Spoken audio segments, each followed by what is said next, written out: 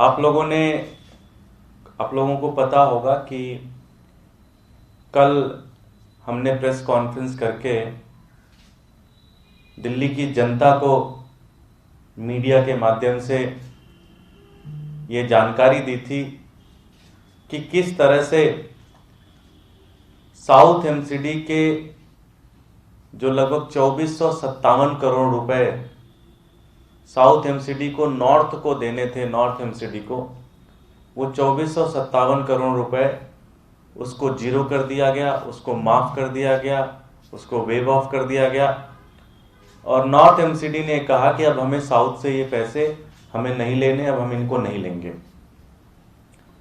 ऐसी स्थिति में जब पूरी की पूरी एमसीडी घाटे में जा रही है, एमसीडी के कर्मचारियों को तनख्वाह नहीं मिल रही है, डॉक्टर धरने पर बैठे हुए हैं, सफाई कर्मचारी धरने पे बैठे हुए हैं, कोरोना के समय में नर्सेज हड़ताल पे हैं, टीचर्स पैसे मांग रहे हैं, उनको 4-4, 5-5 महीने की सैलरी नहीं मिली है।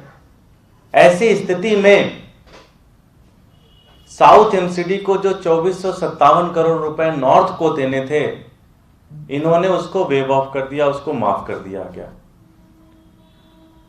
हमने इनसे पूछा कि भाई आपने किस लॉजिक के आधार पर यह किया है, किस जानकारी के आधार पर आपने किया है।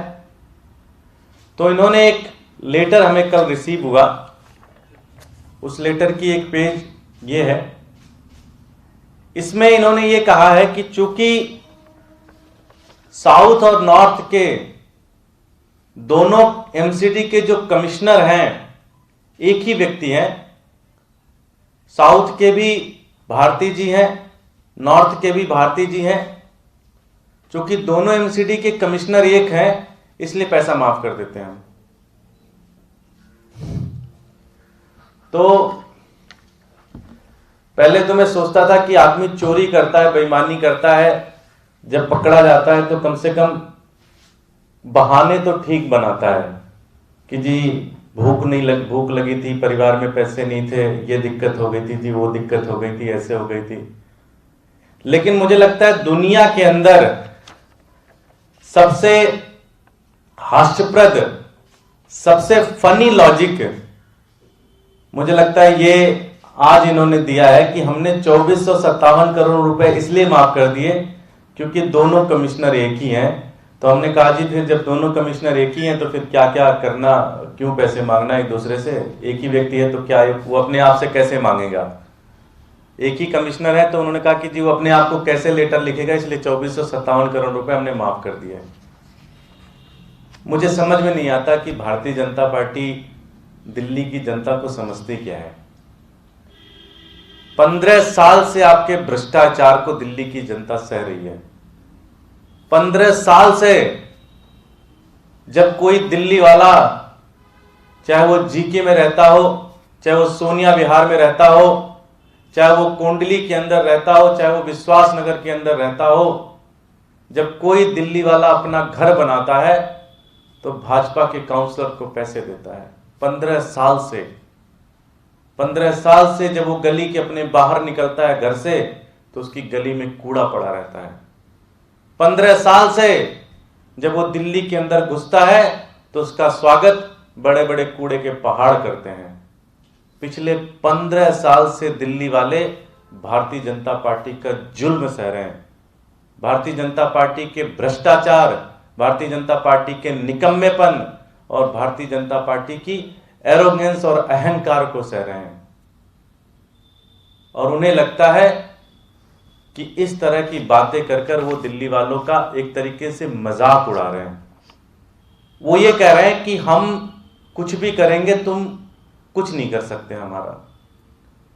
एक तरीके का मजाक उड़ा रहे हैं वो। साथियों,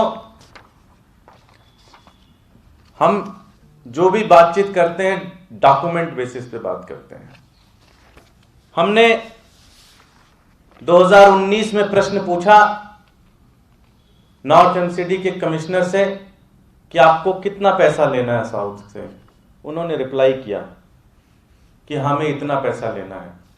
हमने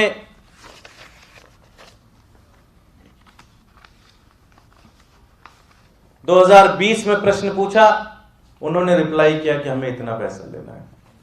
पिछले 2012-13 से लगातार कमिश्नर्स लेटर लिख रहे हैं नॉर्थ के साउथ को कि हमारे पैसे जो आपके सिविक सेंटर के रेंट के पैसे, ये सारा का सारा पैसा हमारे को दो।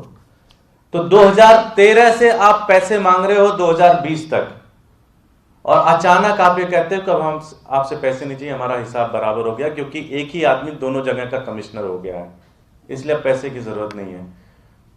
इससे ज्यादा मजाकिया और इससे ज्यादा दुर्भाग्यपूर्ण स्थिति में भारतीय जनता पार्टी ने एमसीडी को पहुंचा दिया कि अब तो चोरी भी कर रहे हैं और चोरी को छिपाने की भी कोशिश नहीं कर रहे हैं। अब तो बिल्कुल सीना चौड़ा करके, गुंडागर्दी करके दादागिरी करके एक तरीके से पूरी तरह से ये पैसे की चोरी कर रहे हैं।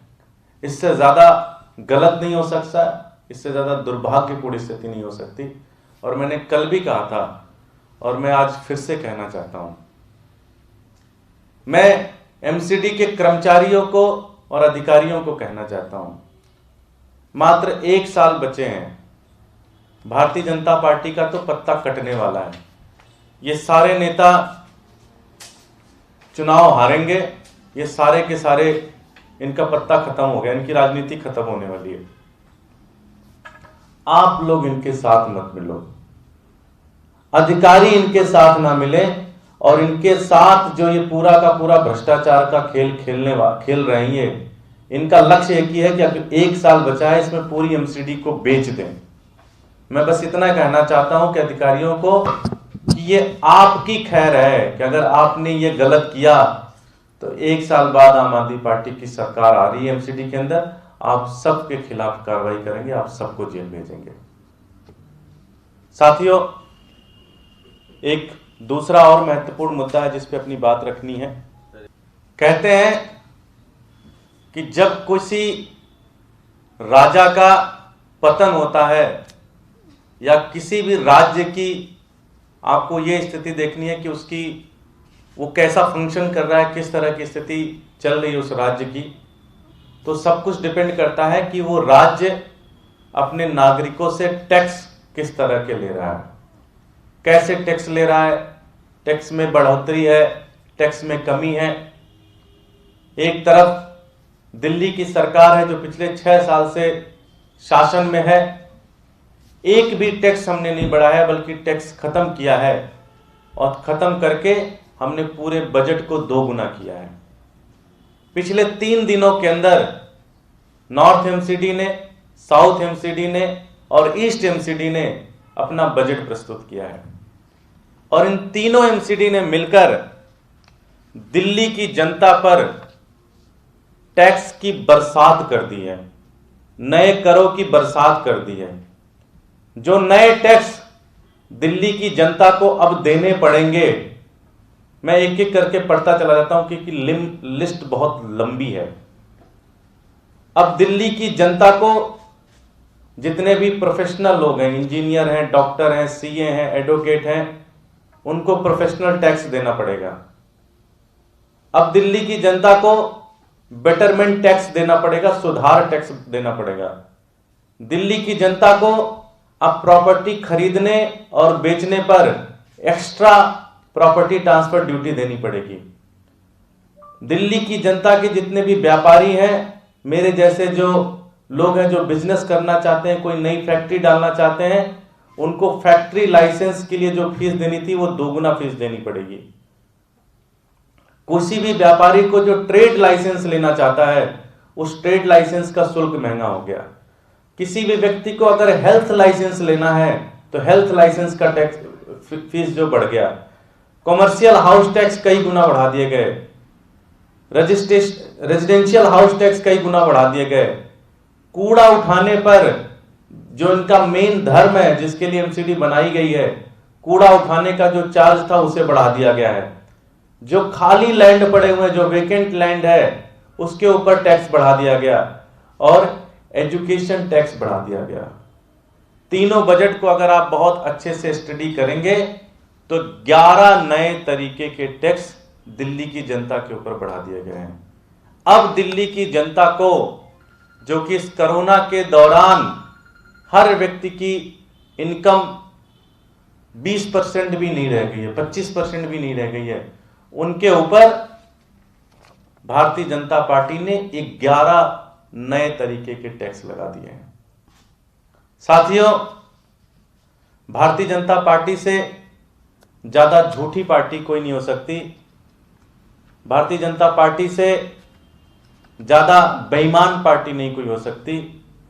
जब इन्होंने अपने मैनिफेस्टो में 2017 के मैनिफेस्टो में इन्होंने कहा था कि दिल्ली की जनता के ऊपर कोई भी नया टैक्स नहीं लगाएंगे, दिल्ली की जनता के ऊपर कोई भी नया टैक्स नहीं लगाएंगे, आज स्थिति हो गई कि इन्होंने 11 नए तरीके के टैक्स लगाए हैं दिल्ली की जनता के ऊपर। इससे ज्यादा दुर्भाग्यपूर्ण नहीं हो सकता। और मुझे तो अब ये लग रहा है कि भारतीय जनता पार्टी को ये पता चल गया है कि अब मुश्किल से 1 साल बचे हैं। अब एमसीडी को जितना लूट सकते हो, जितना खा सकते हो, जितना बेच सकते हो, सब कुछ बेच करके, सब कुछ करके खत्म कर दो, क्योंकि अब उनको वापस आना नहीं है।